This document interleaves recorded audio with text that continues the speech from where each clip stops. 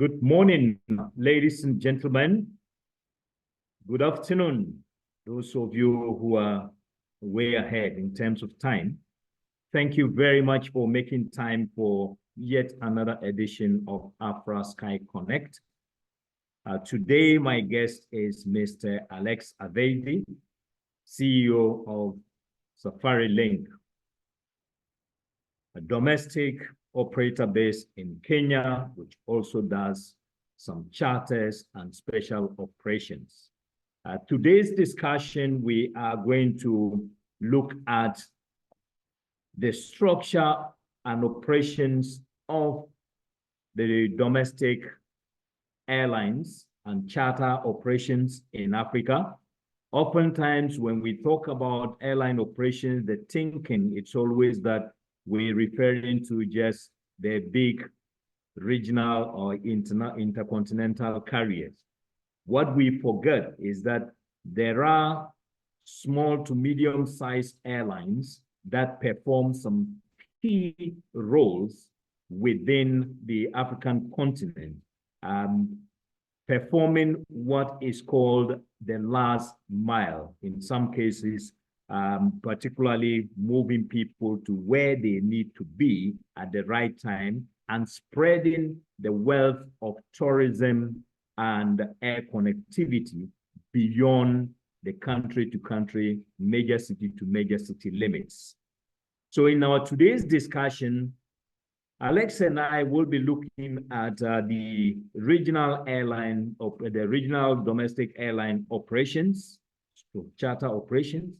And then we'll also look at the types of connectivity itself, what type of clients they handle, the markets that they focus on, and then just so that some people might be interested in getting into this business, because there's a lot of scope for future investments in domestic operations. We will delve into the setup of these airlines, the type of equipment required, the investments requirements, the cost of operations, as well as the infrastructure to support these operations on the African continent. So, ladies and gentlemen, if you have joined us for today's session, please sit back and enjoy our sessions. As always, you will be invited at some point to participate in the discussion through question and answers or comments. Please do post these on the Q&A tab or the chat box. We have approximately 1 hour for today's session, and I would give the opportunity for my guest to first introduce himself and tell us a bit about his airline, Safarilink, and then we delve into the substance of our today's discussion. So, Mr. Alex Avedi, you're welcome to SkyConnect. Thank you very much, AFRAA, and thank you very much, Raphael, for inviting me to this session. I think it's going to be very interesting. So, by way of introduction, I'm Alex Avedi. I'm the CEO of Safarilink, and we've been in operation since 2004. So actually, we're celebrating our 20th anniversary. So we're based in Nairobi, out of Wilson Airport. We have 14 aircraft, 10 caravan aircraft, and 4 Dash 8 aircraft. The Dash 8 are the classics, so it's 100, 200, and 300. And we fly to the 18 destinations are primarily safari destinations, but we have a very interesting business model, because we have safari, hence our name Safarilink, which is predominantly what we do. But then we have also what we consider domestic services. This is really flying to the coastal cities of Kenya. This would be Lamu, Malindi, Diani, and we also Mombasa. We're also going to Zanzibar. So generally, our business model is when you fly, a lot of people who book because they're coming for safaris, they typically book a safari and then they want to extend to the beach. So we connect the two. And then we have one or two other routes, which are mainly domestic. Actually, right now, it's Kisumu, which is a city right by Lake Victoria. We also had another town called Kitale that we ceased operations. So you can see it's a bit varied, and then we also do charters as well. Okay, and who is Alex, by the way? Can you tell us a bit more about yourself, your background? Okay.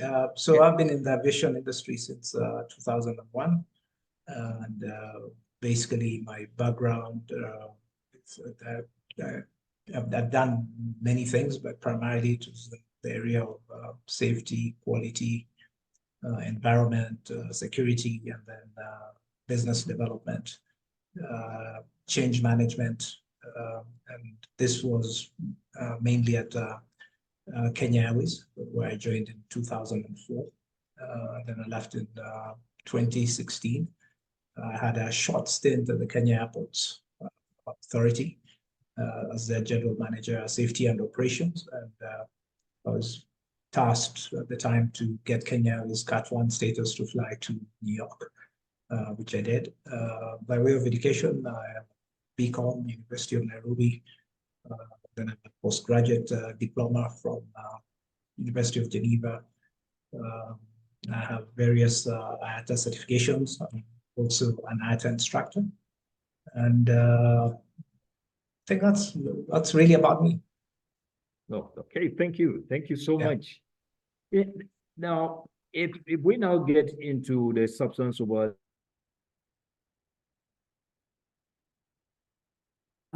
Safarilink. I missed you, sorry. Yeah, sorry. Yeah. For Safarilink, now, what actually is your traffic base? Who would you say your passenger is? So we have two streams. Like I mentioned, we have what we consider to be domestic, but primarily our stream is international tourists, and mainly from the US, North America, and then of course Europe, and India, the Far East, also China, and so forth. But mainly it's North America and Europe. Then in Africa, it would be South Africa. It's our biggest market. A lot of for the Safari market, a lot of these countries, would be flying in with various airlines that are flying to Kenya, and then they will have booked with an agent, and so they'll be picked from the airport and probably spend a night in Nairobi and at some hotel, and then they'll be brought in the morning to start their safari excursion. And then we have now the other bit, which is the domestic. And of course, the majority are Kenyans who, along with the tourists, are going to the coastal destinations. Okay, so now oftentimes there's always the thinking that starting a domestic airline, you tend to compete with the legacy carriers. Is that the case? Is that No, absolutely not. Our business model is so different, and like you earlier alluded, we are the last mile.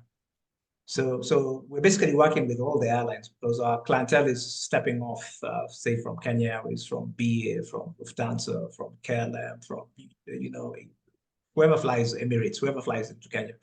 So they're all coming from different parts of the world, and then we now take them to the parks. So actually, for us, the legacy carriers, the big boys and girls, if you will, the more of them flying to Kenya, the better it is for us because it's actually deepening and widening the market. So tourists are your biggest clientele, basically.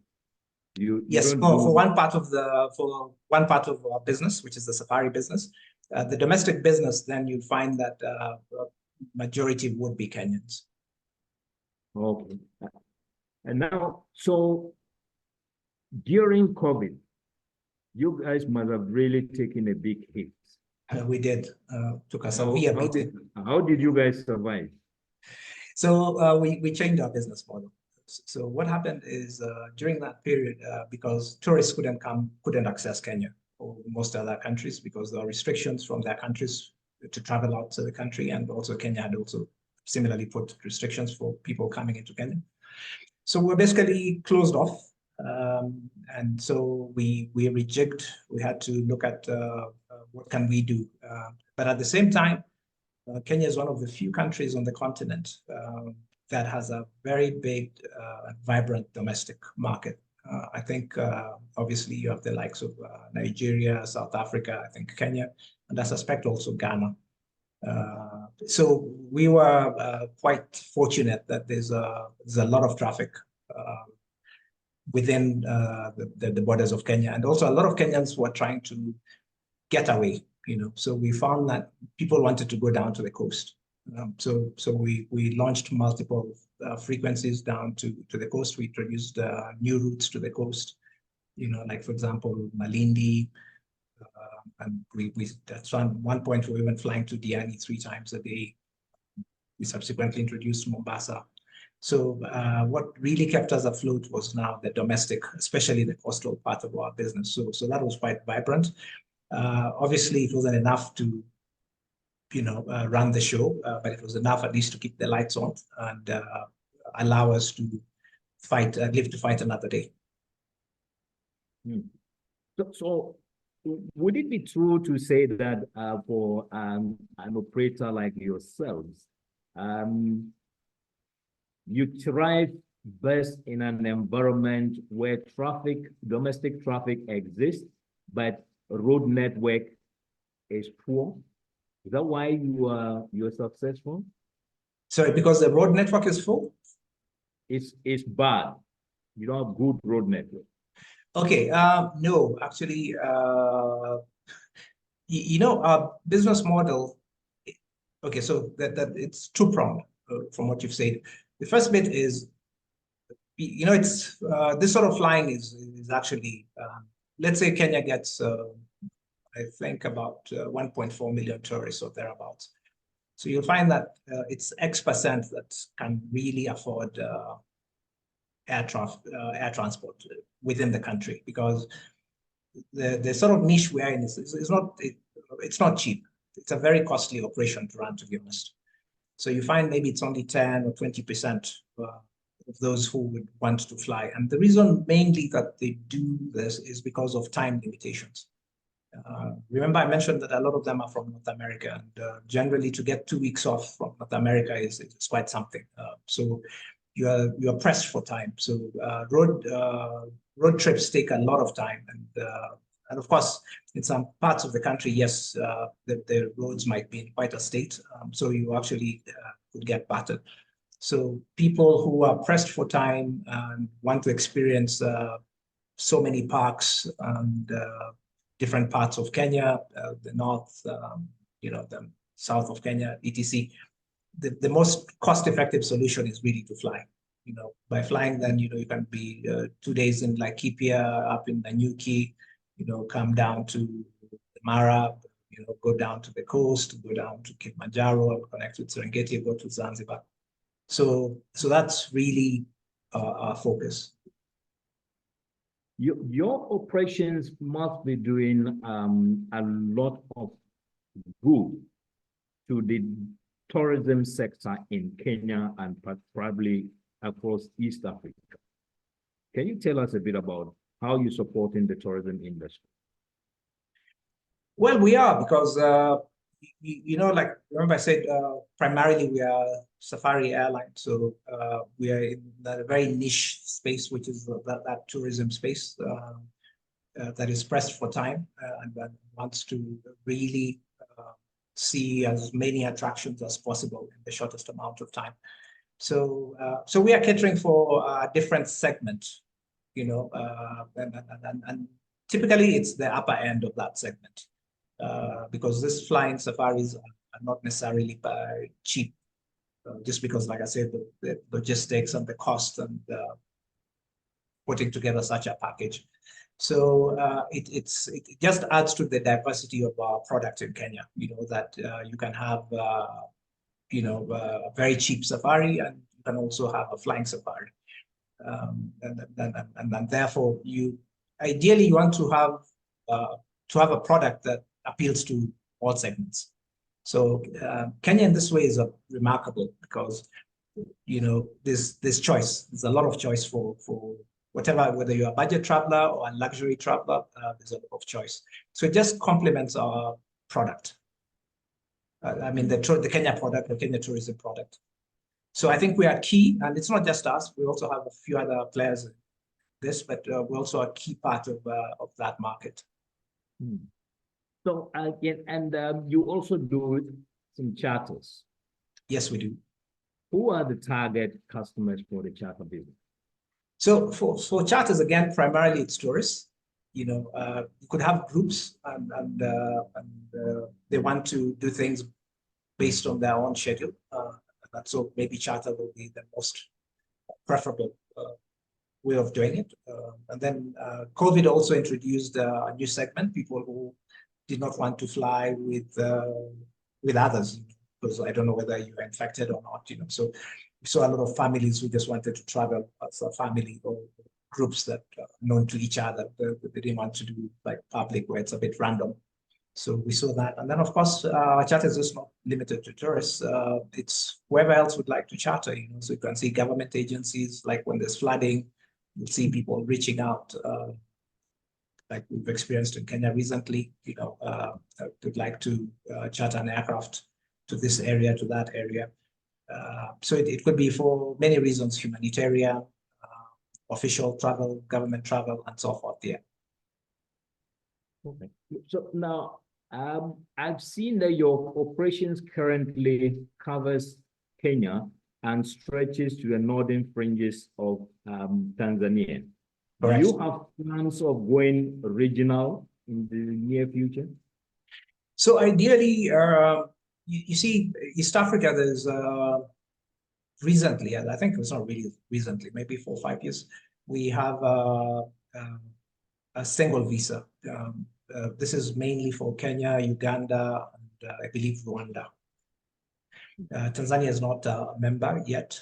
So the idea was a tourist would get a single visa and then start their safari anywhere in those countries and then extend to the other countries. So what we generally see is that a lot of our product comes off the long haul traffic. And that's like from the US to here is KQ, I think, has a direct flight, maybe 15 hours. But if you're going via Dubai or Doha or some other place, it could be even 18, 20 hours to get here. So what a lot of people would like to do is, once they're in this part of the world, they want to, you know, now that I'm in Kenya, I might as well, Tanzania is just an hour away, Uganda is an hour away, Rwanda is 1.5 hours away. So people would like to combine. So we see a lot of tourists, especially Americans, who want to have both, you know, a Kenyan and Tanzanian. So the reason why we fly to, for example, Kilimanjaro is because those are tourists who are going to, you know, we're taking some who will be going on to the Serengeti or the northern Tanzanian circuit, and vice versa. That those who started their safari in Tanzania, they have finished the Tanzanian side of things, and then they're coming to Kenya. And then subsequently, some will also head to either Rwanda for the gorillas, or Uganda also for the gorillas, or the source of the Nile. Yeah, so there's down the line, yes, absolutely. We should be in all those 3-4 countries. Okay. So wish you all the best in those expansions.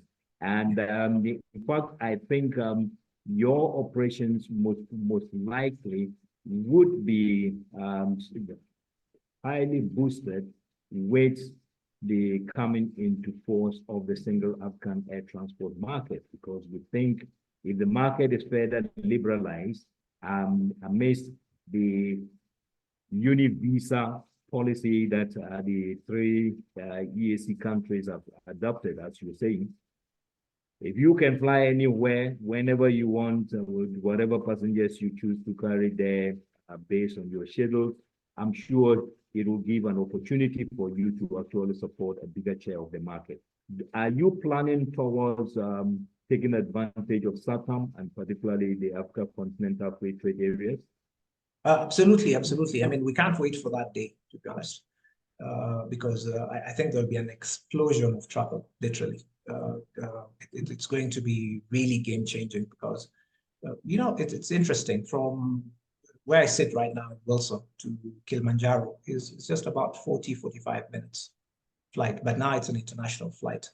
Now from Wilson also to Kisumu is 40, 45 minutes, but it's a domestic. Kisumu, you can get tickets from $50. Kilimanjaro is probably, $200. But if you look at the flying time, it's basically the same. So you can imagine if Kilimanjaro was a domestic market for Kenya, where only the applicable taxes are domestic taxes. I'm sure there'll be so many people from Kenya who want to go to Tanzania and vice versa, because for $50, $60, it's very affordable. If you look at Mombasa, we also fly to Kilimanjaro, and we also fly from Mombasa to not to Kilimanjaro, Mombasa to Zanzibar. Sorry, it's only 40 minutes, and you can imagine if all the tourists who go to Zanzibar, if you told them, hey, wait a minute, 40 minutes, you can be in Mombasa, and for $50 or $60, who would ever want to do that? And vice versa, all the tourists would come to Kenya and down at the coast, and you told them, hey, you can go to Zanzibar from Mombasa for $60, say, you'd see that the traffic will really, really grow, which is a good thing, because you'll need more pilots, more cabin crew, more engineers, more technicians, more everything you can imagine. So it's really good for all the countries involved. And I can't sometimes wonder why people are so afraid of SAATM. It's a good thing. Okay. Good, excellent. So I think we continue to advocate for opening of borders and reducing of taxes, charges, and fees, so that we can make eventually Africa a domestic market, properly domestic, waive away all the taxes, and allow Africans to explore Africa. That will be the day, and we actually looking forward to your operations and operations such as yours, ensuring that we are able to move passengers to where we want to be within countries. So now let's shift gears a bit and talk about the establishment of a regional or domestic airline. So in Kenya, for instance, how easy is it to start a domestic airline? What should one consider? What is the requirement? No, really, it's fairly straightforward. You have to make an application to the Kenya Civil Aviation Authority, and you have to accompany that with a business plan. Then you have to make an application for an air service license. And then a hearing, I think they have every quarterly, a hearing will be held. And then based on the merits of your application, it will be either be accepted or denied. I think generally, if you put a good business case, it's very rare for it to be denied, to be honest. And then you start now that whole AOC process, getting an aircraft operating certificate. This is generally where the hurdle is. This could take from 1 to 2 years, depending on how well prepared you are with all the manuals and the different. It's a 5-stage phase. So at the end of it, you need to demonstrate, that you have the competence, you have the personnel, and of course you have the equipment to start off this journey. Then once you've proved to the regulator that yes, you have all that, and including the hangarage, or if you don't have hangarage, you have access to hangars. And then after that, you get your AOC, and then you can start business. So what would you consider, in your experience, to be a good business case for starting a domestic airline in any African country? What should one be looking at? What are the elements? Well, it's not just airline business, it's any business, really. You must be serving a need, really. If you want to come in, you have to be done your market study, and there's a need that you feel is unmet or is underserved. But that really is the starting point. and then to see how then it's not enough to have deep pockets and say, hey, I have deep pockets, I have access to capital, and I can get an aircraft. So, hey, I'm going to start an airline. And we've seen people who've done that. And normally it ends in premium tiers because they're not really serving any need or any unmet need. So if you can do that, then you come up with a competitive model, pricing and otherwise. We also see a lot of people who come and the main thrust, their business case is pricing. And normally this, doesn't work very well because in our environment, everything is super expensive. The regulatory regime, the amount of taxes and so forth, and even the cost of experienced personnel. These people don't come cheap. Then you add in fuel and you have in spares, maintenance, etc. It's quite expensive. So when you come in and your proposition is just price, you quickly find that things are coming really literally grinding to a halt, literally. After a while, you basically run out of cash. So if it's well thought out, I think there's an opportunity for other players, absolutely. But in your case in Kenya, there's a lot of international operations, international airline operations into the country, which sort of say boost your network domestically. Right. Would you think in other countries, if there's no similar volume of international traffic, it still would work as a domestic operation? No, it would. I mean, you just be focusing on whatever niche. And I believe, like in every country, there must be some unmet aviation need.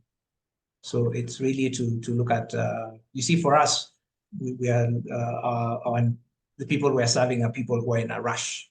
They want to experience all this, but they don't have time. So the best way of doing it is by flying, but nothing stops a country, unless you're a tiny little country, from developing a domestic network. So it doesn't have to be really dependent on tourism per se. But of course, we know there's a correlation between flying and the GDP. So obviously, countries that are poor, then it becomes real luxury. In Kenya now, it's not. It's actually very convenient. If you look at it from a time point of view, even for a domestic, nobody wants to spend 8 hours on the road when. And we have a lot of business traffic between, say, Nairobi and Mombasa and other cities. I can go in the morning and be back in the afternoon. So, but if I'm paying $100 for a round trip or $150, it's well worth my time. So I guess for the other countries, it's really just to see what is the unmet need in aviation, and then how can I serve that need. And sometimes you'd be surprised, even though we might think that it's very expensive. There are people who prefer, because their time is literally money. Yeah. Yes. So in terms of equipment for domestic operations, I know there are a wide range of aircraft out there. Yeah. For a startup, what would be your recommendation? So it depends on your business model, really.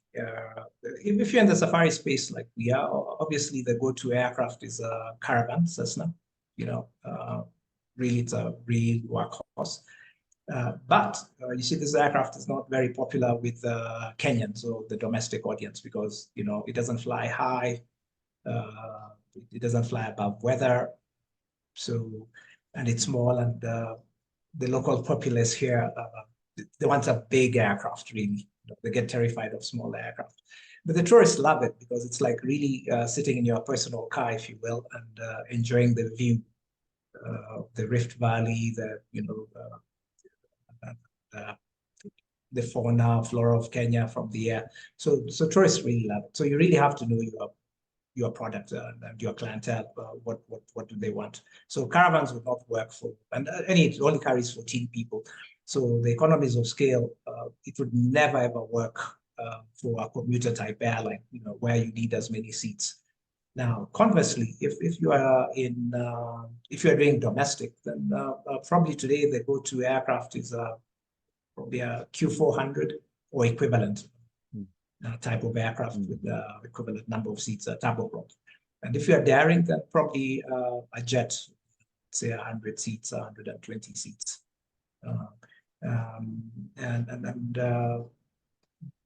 The good news right now, there's a lot of old aircraft coming off leases. And now they're old in age, but they've been very, very well maintained. So you could always, sometimes there's a lot of financing for those sort of aircraft. So yes, it's not that difficult to get an aircraft. But the problem normally is a lot of people who come into this space, my experience has been is that they don't know much about aviation, to be honest. And so they come and falter. And also talent is very expensive and hard to come by. So people who really know what they're doing. So you'll find that you'll literally be burning a lot of cash before you break even. In fact, oftentimes, not to discourage anyone, but oftentimes if you have like $3 million, which is roughly what it would take you to get a caravan, I think you'd be better off just enjoying 10, 12% from the bank. You'd probably make more than coming into aviation, unless you have really a long-term plan, because for the first 2-3 years, you really be hemorrhaging, burning cash as you're trying to build your network. And so that's why you see that a lot of startups fail, because they just don't have the cash outlay to sustain that model for the next 2-3 years as they're building and consolidating. I don't think you can really do it less than 2 to 3 years. But it depends again on your niche. There are people who've come and done extremely well, but these are normally people who know what they're doing. So you really have to know what you're doing, done extensive market research, and you really understand your market and what product, what is that met need that you're going to be, what's your solution, so to speak. Now, would you say we have enough personnel to actually fly and maintain these small domestic aircraft on the continent? So, yes, I don't know about the rest of the continent. Certainly in places like South Africa, there's a lot of capability. I know in Kenya, yes, there is. If you come and look at Wilson Airport, there's a huge ecosystem built around supporting general aviation. So, and it's amazing some of the work that goes on around here. There are propeller shops. There are all sorts of shops. They're doing very, very fantastic work.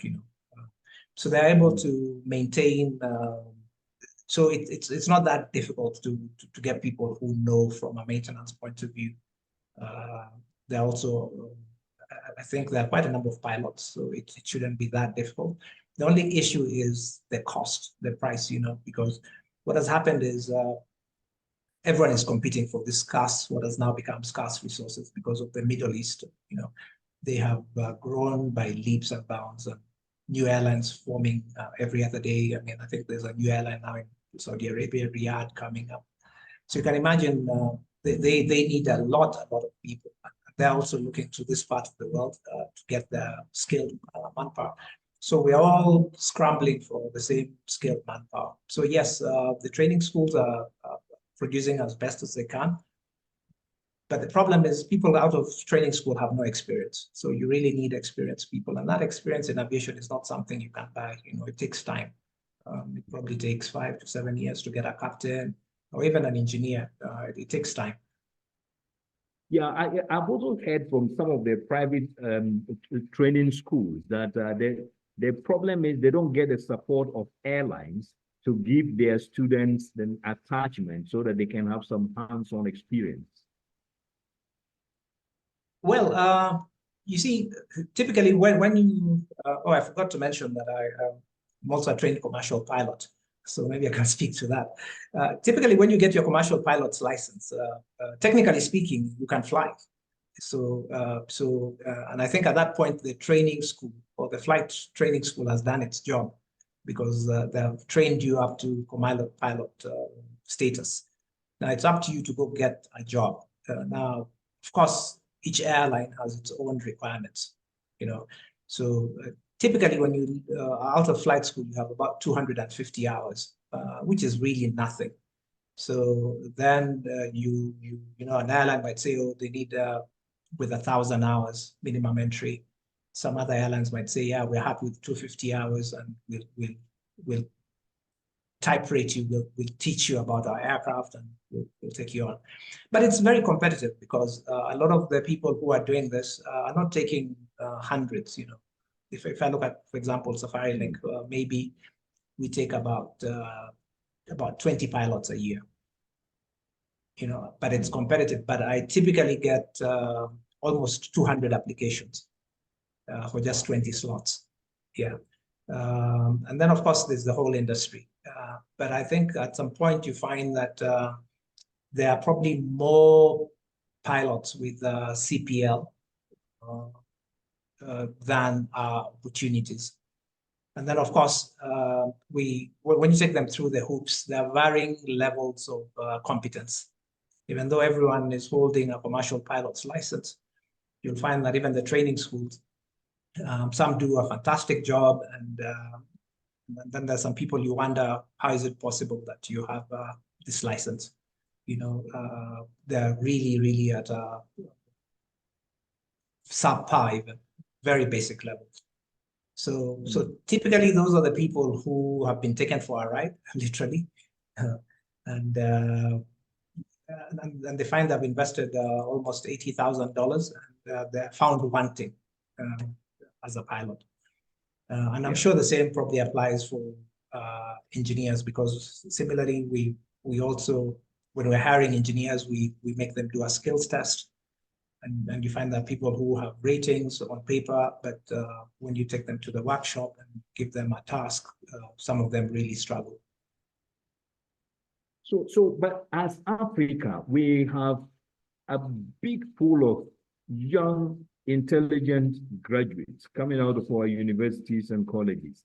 Now, how can we help them? This one, not necessarily the airline industry, but together with our governments, regional organizations, and entities on the continent, how can we actually bring up enough professionals beyond probably even what our airlines need on the continent, so that we can export the rest? The problem with aviation, the barriers to entry for skilled personnel are very high, because if I have a Kenyan license, I can't necessarily work in Ghana. I have to convert my license to a Ghanaian one, and so forth. And there's some, I think I suspect Ghana is quite liberal, but there's some countries which make it really, really difficult to convert your license. So that's already a barrier to entry. And then you have all this work permit and immigration issues, because a lot of countries look at it from the point of view that protecting their country nationals and jobs first. So jobs to their country nationals first. So you could find that, like, internationally, could be argued that actually there's no skills shortage. But when you come locally, and then I want yes, I can't get captains, but I have a lot of first officers, but they don't have the hours to be captains, and I want to hire an expatriate captain. It's going to be very, very difficult for me, like in the Kenyan context, because I have to put an ad and copy the Kenya Civil Aviation Authority in that ad to where all applicants should also send a copy to the KCA. So I have to demonstrate that actually there's no Kenyan who meets the billing. And then get a letter of no objection, and then go to immigration. Then similarly, immigration, there might be some hoops and hurdles. So, and even if I wanted to get a foreign engineer, a foreign pilot, they'll probably take about a year trying to convert their license into a Kenyan one, so it's a year. So anyway, so the barriers to entry can be very, very high. So maybe the idea is, as Africans, or this part of the world as East Africa, to try and make the free movement of people, But I think we pay a lot of lip service to this. Practically, it's very difficult in some countries to get work permits. So what should our states, our regional organizations, the African Union be doing in this regard? How else can they help facilitate this? Because whatever we're doing is going at a very slow pace, and we need to quicken the pace a bit. I think, Raphael, if I'm being honest, a lot of this is just talk. You know, all this African integration and so forth, it's just talk, you know, because you'll have all these talk shows where people say all the nice things, but practically everyone is being very protectionist. So unless we get out of that mentality where we consider each other as brothers and sisters and say, hey, and to some extent in East Africa, I think, I'm not sure how practical it is, but I know Kenya and Uganda have sort of like now allowed, at least certainly Kenya has, some nationals, you know, like Ugandans can come and work in Kenya, I think even Tanzanians. But I don't think it's quite the same way. It's not reciprocated. So you'll find that in some countries, you know, people will be like, now it's the Kenyans coming to take over our jobs, you know. So, and even when clearly they need help in that particular sector because their training schools are not churning out the numbers. So in Kenya, you'd say at the CPL level, there's probably an excess of pilots, you know, at the basic level. So is it possible for them to go work in Uganda, in Tanzania, in Ethiopia? I think it is, but then there could be other considerations about protecting our nationals and so forth. Africa. I think we just need to keep pushing as hard as we can, and hoping that one day we would break down the barriers and have an integrated continent where we can share in the opportunities. Because there's abundance of skills in one side and lack of skills on another side, but you cannot easily move around the skills so that each one benefits. Right. Which is very unfortunate for us as a continent. And the only thing, as you said, is for us to continue to persevere to ensure that borders are open. And we also harmonize our licensing regimes to make sure that once you get a license here, it's applicable and acceptable in the next country so that you can actually operate there as well. But having said that, so how does Safarilink do your refresher training? Do you do it in-house, or do you have institutions actually do for your pilots and other technical people who need refresher training from time to time? So we are quite lucky in the sense that Kenya has a fairly developed aviation industry. So we are able to do just about everything in-house. Except maybe for the Dash 8, where we don't have the simulators, the classic Dash 8, which is the Dash 8 100, 200, 300. So the pilots go to South Africa for their simulator, but with Kenyan instructors actually from Safarilink. In terms of maintenance, all the training is done locally. We have a lot of schools, including the Haviland affiliated for the Dash 8, which will offer all the type rating courses that you need of the Dash 8. So that we do locally. So luckily for us in this part of the world, it's not really a problem. So we're able to do everything from A to Z. Oh, okay, thanks for that. Now, let me go to our question and answers session, and then pick a few questions there, and then we continue. The first one is from Abdi Karim Ali. He says, what role does technology play in enhancing the customer experience and operational efficiency at Safarilink? Yeah, it's a very good question. You know, the thing that distinguishes aviation from other industries is there are four things. when anyone talks about aviation, it's A, it's capital intensive, B, it's labor intensive, C, it's regulatory intensive, and D, it's technology intensive. There are very few industries in the world which have all four components. Most industries are either labor or capital. Yeah, but for us, it's technology. Because you require a lot of technology in terms of your booking systems, where they're hosted, the platforms, the customer relationship management systems. So every day you're interacting with computer systems, you know, from the time somebody books to when they board, you know, and everything, you know, now you can do it even you can book online. So now it's a Safarilink, not dissimilar to any international airline. You can go online and book your travel. You can alter online your travel. You can pay online. You know, so all those booking systems. You can call, or you can write an email, or you can WhatsApp. So that's still we're using technology to contact us. You can when you show up, you know, we are able to as soon as you come in and we scan your you give us your passport or whatever name you've used, the accompanying identification document. We can be able to tell exactly who you are, you know, and how many times you travel with us and so forth.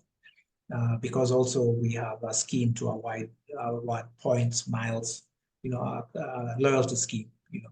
So that again is based on technology to be able to identify and say, hey, this is somebody who flies with us 10, 20 times a year, so forth. And then if God forbid, your experience was not what you anticipated, or we didn't live up to your expectations, you know, you can also go online and, you know, and contact us and tell us about your experience.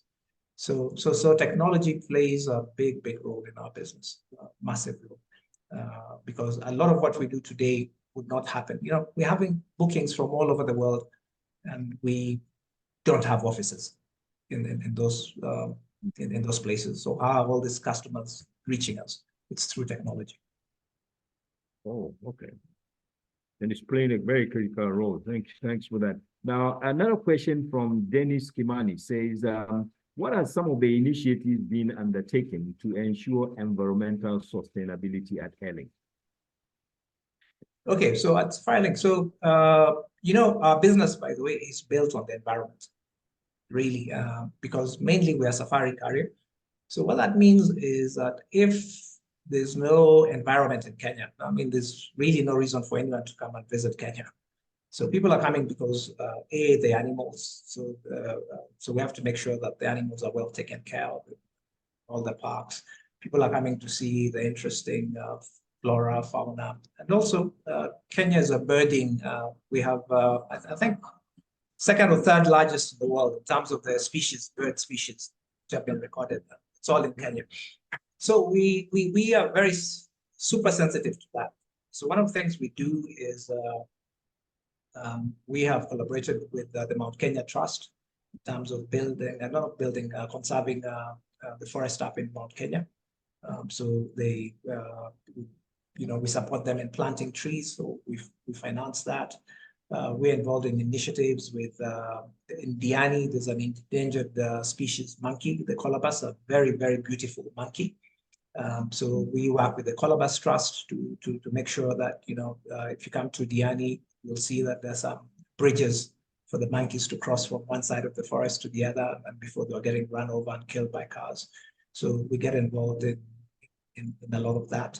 And then just the other environmental sustainability projects is we've recently signed for an electric aircraft, an electric caravan.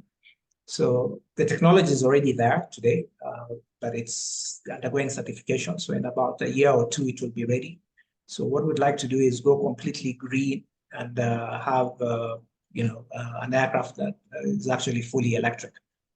So we're working with that, with this company, the certification process to see how we probably be the first or amongst the first players in the world to get this technology. So we've signed on. So yes, we are very sensitive to anything environmental. Now, let me give you an example. We had flooding the other day, obviously, and this is maybe partly attributed to global warming. So Kenya, most of it is flooded. So we can already see people are calling, people are even canceling, people are postponing their trips because of environmental factors. Okay. Another question from James Kinguri. He says, apart from air, do you have ground vessels like tour vans? No, our business model, we're an airline. We leave, we don't pretend to be experts when it comes to the tour side of things. So we allow others to do that. And the people who do it a lot better than we could even imagine or would even do. So we let them get on with it, but work very, very closely with them. So they're able to provide the ground transport for their clients, the tourists, or even locals, and then bring them to the airport. And then we, what we know and how to do really well is to take them to their destination by air. So infrastructure is very important for aircraft operations, particularly at airports. Now, and you operate to a number of small remote airports. Yeah. Is there enough infrastructure to support your operations? So generally speaking, yes. So on paper, Kenya has about 500 airstrips. Now, the thing is about the condition of those airstrips. So there are some which are like in very good condition, but there are also a vast number which, you know, are not in, some of them are actually in deplorable condition. So what we do a safety assessment, you know, and see are we able to land there? Can we go there in and out safely? Now, in some instances, it's not possible, and so we'll stop operation. But also that forces you to have specialized aircraft. You know, the Caravan is a bit like a tractor. You know, it's a very strong, robust, versatile aircraft. So it can go to a lot of those unpaved airstrips. And the Dash 8, the 100 and 200 also can take quite a beating in terms of getting in and out of unpaved grass and unpaved runways. But the problem with that is it also escalates your maintenance costs, you know, because you start repairing propellers, you know, they get nicks, your undercarriage, your landing gear, you know, it becomes costly, but it's doable. So, and in some areas we've decided that's the cost of doing business, because there's some areas which you can only access using the specialized aircraft. And then you know that, but you'll pay a premium for that. So that's why you'll find that, especially in the safari routes, it's basically a costly product. It's not cheap, because to have that sort of operation is quite expensive because of the runway. Generally, the infrastructure is one thing. So now, in terms of cost, you earlier alluded to the fact that cost of operations is quite high. And from what you are saying with regards to infrastructure, it means even the unanticipated costs that you can be surprised with as a result of the poor infrastructure could even add more to your cost burden. So as an operator in an environment like that, how do you keep your business afloat? Yeah, I think a lot of operators come to grief because they underestimate the cost. They really underestimate the cost of operations, especially in this part of the world. So you really have to get your costs right. And everything, whatever you think it will cost you that plus, you know. So you have to, in your model, to really factor that in. And then you have to understand who your client is, whether your client is willing and able to pay them. So oftentimes what happens with new entrants is they end up subsidizing the client. And then quickly you close shop. So once you understand, and you know, there's nothing you can do about cost. Huh? It is what it is for the time being. So, so it's just to have a good handle, and then if you know this is what it will cost you, then you have to work out, what is going to be your margin, and then see how can you develop a business around this high cost structure. But anywhere in Africa, and I dare say in the world, aviation is a high cost business, but especially so in Africa because of many reasons we've spoken about. So would you say there's keen competition in the domestic market as there is in the regional and intercontinental market? Yes, there is. It's cutthroat actually. It's really cutthroat. So it's very, very stiff competition. But what we typically see new entrants. A lot of people come in, disrupt the market for a while, and then they flame out. Yeah. Okay. Now my next question to you is on the operations of Safarilink to the northern fringes of Tanzania. Now, are those considered still domestic operations or they're international operations? No, those are international operations. And remember, this is what we're talking about, SAATM, that if I could fly from Nairobi to Kilimanjaro, which is the same flying time as Nairobi to Kisumu, then it would make a big difference if it was a domestic operation, because the taxes then international are a lot more than what the taxes are flying domestically. And even the treatment, customs, immigrations, so far. Back in the day, sometimes you'd have customs and immigrations really just to stop people from coming into the country. And in some countries, they still have that attitude of, our role is to make your life difficult coming in. So if you can remove all that and just make that, if you have an ID or you don't even need a passport, you can fly anywhere within East Africa, then you can imagine a lot of the business that goes on buses, and takes overnight or 2 days to travel from Kigali to Nairobi or Kampala to Nairobi and so forth. If they could do it in 1 hour less, you could see that actually that business, it would probably shift, and which is also good because then you decongest the roads, because our roads in this part of the world are really, really dangerous. So if anything, to try and decongest, and then also there's no point to a lot of the people who are going up and down those countries are actually traders. They're buying goods and even services from those countries. So if instead of taking 16 hours to get to Nairobi or 16 hours to get to Kampala, I can do it in 1 hour, that means I can do a lot more business. So is there anything that government, the regulator, the airport service provider can do to support your operations or make your operations much more acceptable than it is today? Yeah, actually, there's a lot, to be honest.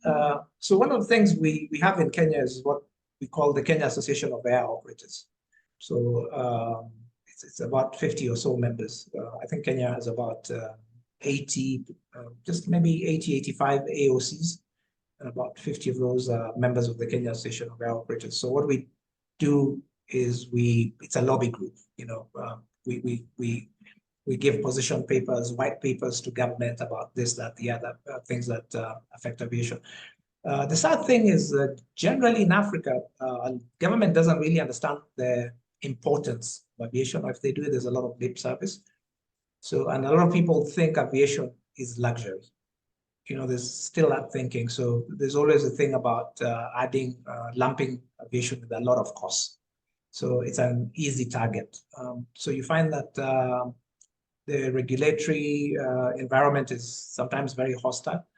And then the tax regime is equally hostile. There are myriad of taxes here, there. Like if you look at your ticket, and then you look at the breakdown, sometimes you'll be surprised that the taxes are more than the cost of the actual ticket, especially if you're flying international. From here to London is $800, but actually taxes are like $500. Your actual cost is is 300 to the airline. So, but if you got rid of a lot of those taxes and governments understood that this is an enabler, it can facilitate development. It can leapfrog a lot of issues that the country has. And the more people flying and going through an airport, because we also have a lot of white elephant airports, which nobody's flying to. But, a lot of money public money has been expended to build this magnificent white elephant airports all over. So if there was a policy change and you put your money in the viable airports, you try to make the cost of aviation as low as possible, then you'll make your money through volumes, and you'll make your money through the multiplier effect, and stimulation of the economy because of all this travel. And we also must understand that tourism is big the world over. One of the easiest ways to stimulate an economy is through tourism. But guess what? There's also a lot of tourism within Africa, people visiting. So actually, the African tourism numbers generally are higher than the international numbers. The international numbers get more prominence because typically they're spending a lot more, and there is all the 5-star hotels. But actually, if you look at, speaking of Kenya, I think the #1 market for Kenya is probably Uganda. If you look at the number of Ugandans who come to Kenya, and then generally when you look at just East Africa, the number of Tanzanians, Rwandese, and so forth who come to Kenya.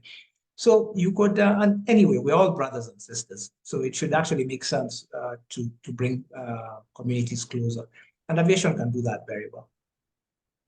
Yeah, indeed, aviation can do very much to support our continent's growth and development. Now, before I let you go, our time is up. There were, however, 2 questions. One of them was from David Armstrong, and I think David's question was similar to that of Dennis, which you answered. It actually has to do with the environmental protection. The other one was sorry, just on that one, let me also add on environmental protection. We work very well. Yeah, if I could just add with LEWA. There's a LEWA trust, and I think the sanctuary also, I think they have the largest number of rhinos this part of the world.